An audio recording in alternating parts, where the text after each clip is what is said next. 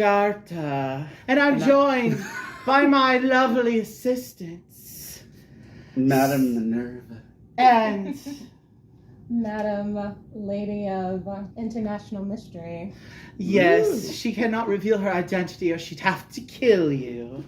And this is Get Gaming, the spooky channel all about spooky games. Today, we're going to be doing tabletop and toast. We have our champagne ready to go, and Rich has bubbly because he already had a pitcher of margaritas earlier. We're going to be toasting a spooky game tonight. But first, we wanted to let you all know we have an Instagram now, and you should go follow us there. There's also a Facebook page, so if you use Facebook, definitely follow our page there. We'll have a link in the description. We already have 70 followers on Instagram. Yay! Exactly.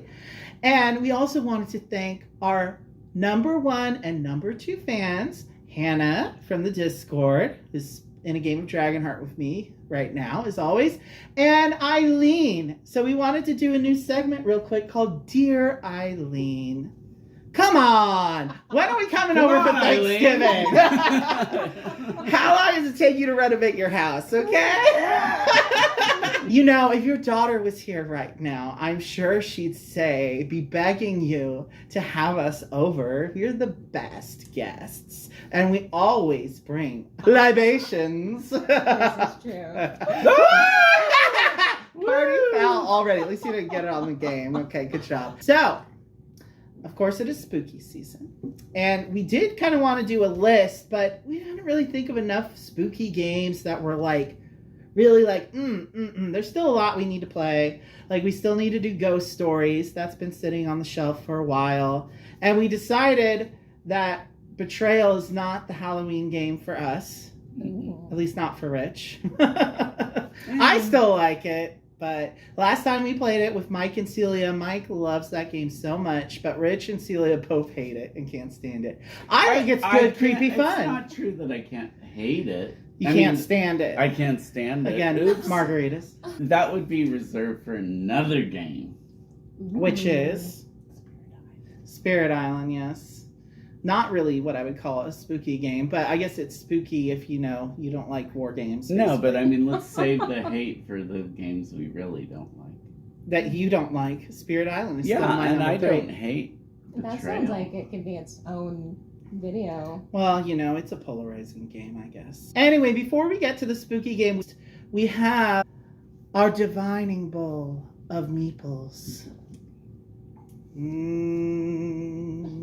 Board gaming gods and meeple demons and spirits of the hobbyverse, hear my call.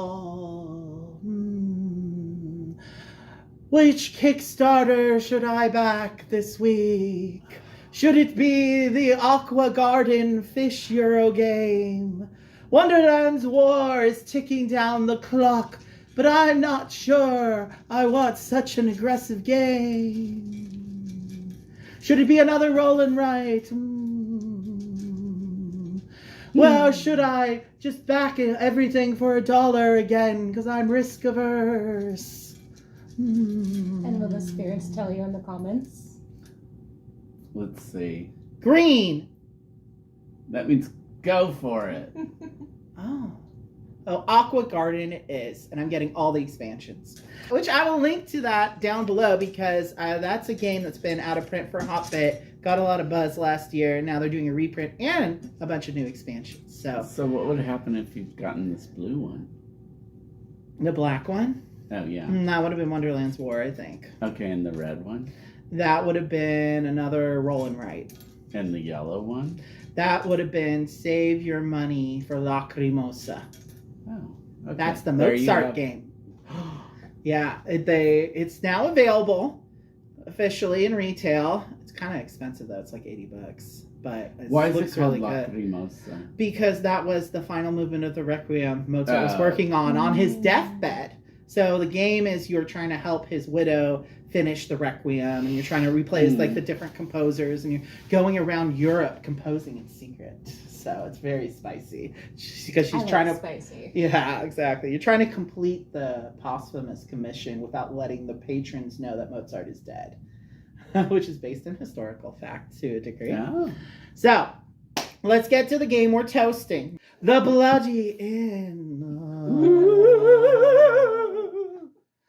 Designed by Nicolas Robert and published by Pearl Games. This is a delightful little multi-use card game where you're playing as a family of murderous innkeepers who are offing your guests so that you can pick their pockets without alerting the police. We're toasting this game because of the spooky games we've managed to play so far. This is definitely, I think, by far the one that we would agree is our favorite so far. At least me and Rich. Jamila's played it once. This one was so fun. Yeah. Yeah. What'd you like about it, Jam?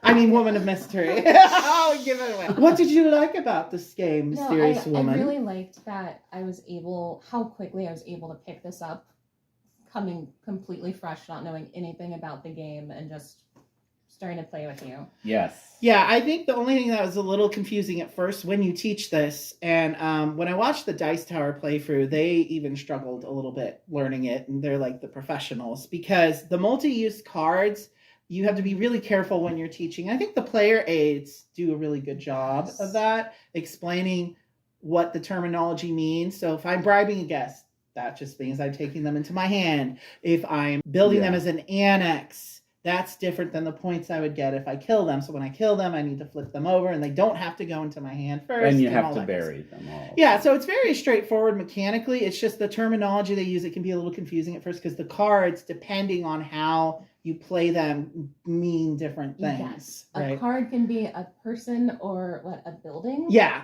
Yeah. Or a building. So the building gives you the ongoing ability or benefit, which is where the engine building part of the game comes in. And then if you kill them, that's the points. But you have to be careful because if there's still cops around and you haven't buried your bodies yet, you're going to have to bribe them and pay them a lot of money. And then you lose the guest and stuff. So timing is very crucial in this game. Yes, don't get overzealous like some... Yeah, the last game we played, I was just all about killing everyone. I had 3 bodies at the end that I hadn't buried, and the cops all came out. I was like, well, and you won the game by like how many points? Not very many. Not very many. And I would have won if I hadn't been so greedy.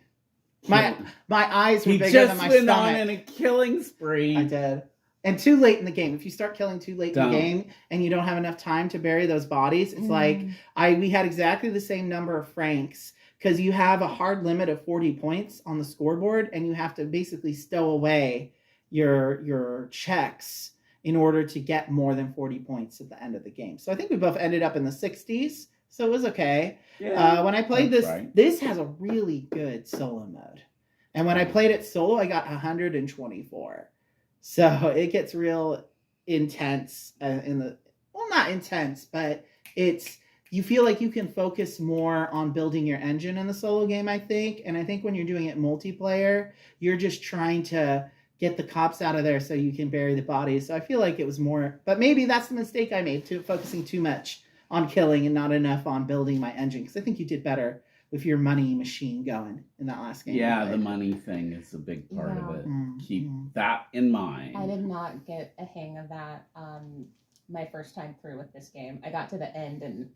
Yeah, because when I played it solo for the second time, I realized, it's all about stowing that that money away. Yeah. I just need to get a pile of cash You need to launder your money. You gotta launder, baby. I think and not expect it's been going up, too, because when he first started doing it, it was like $40. Then the next time we played, it was $50, then $60, and now it's more like $70. Yeah, I think when you get really good with this game, you should be getting a score of like 100 or 100 plus. And ideally. that's what'll do it. You've got to bank. You got to bank. And you got to kill. But you got to balance your banking and your killing. You do. Because there's cops everywhere. So one more thing that I will say about this game, though.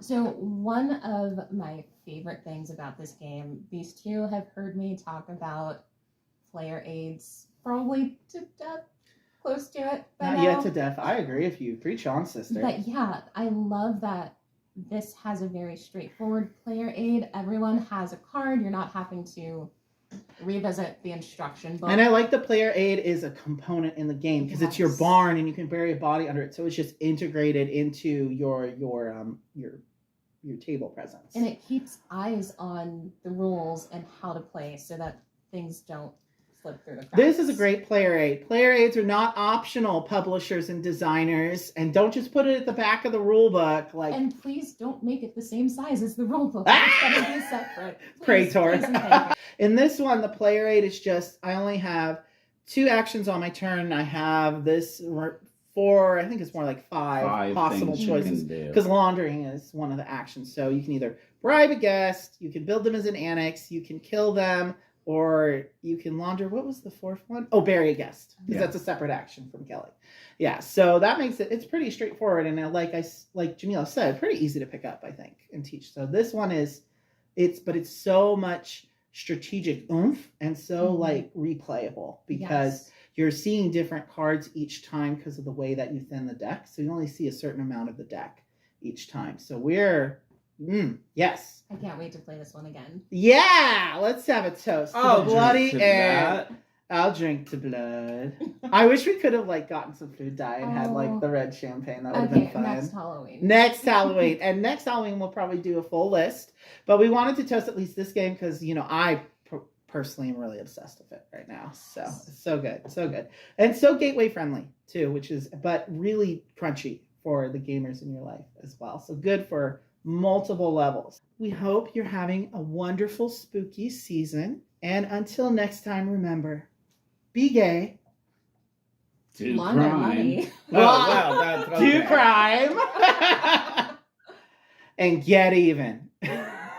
I'll drink to that. Jamila's waiting for that bubbly. She's I know. raring to go. Rawr. What's your favorite part of Halloween? Oh, costumes. Costumes? Okay, so what's this costume today? Or is this just the everyday look? Well, Andy, Wouldn't you like to what was it that you know? said before we started rolling? This is a little Sydney Bristow-esque. Should I open it? Are you filming? I am filming. That is the thing I am doing. Ooh. Why don't I get this little thing out? Oh, no, that's fine. You're fine. Just slouch like you normally do. I can't slouch on command.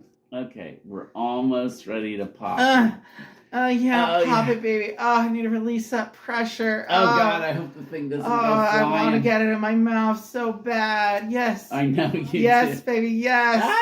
Yes. Do it. Do it now. Oh! I was too busy being scandalized. So. Okay, this is happening. I won't be able to escape, so we have to do this in one shot. No you guys. escape, Andy. Well, Jamila will be trapped too. I could shimmy under this table though. What if, is that okay? Let's close tapes here too. And so can No, you're giving the audience hints. We're trying to build it up. Like this is a game that da da da da da. Oh, I don't know. It makes me think of Motel 6. What does it make you think of? Mystery oh Woman. my goodness. Beware those two-way mirrors. Ah!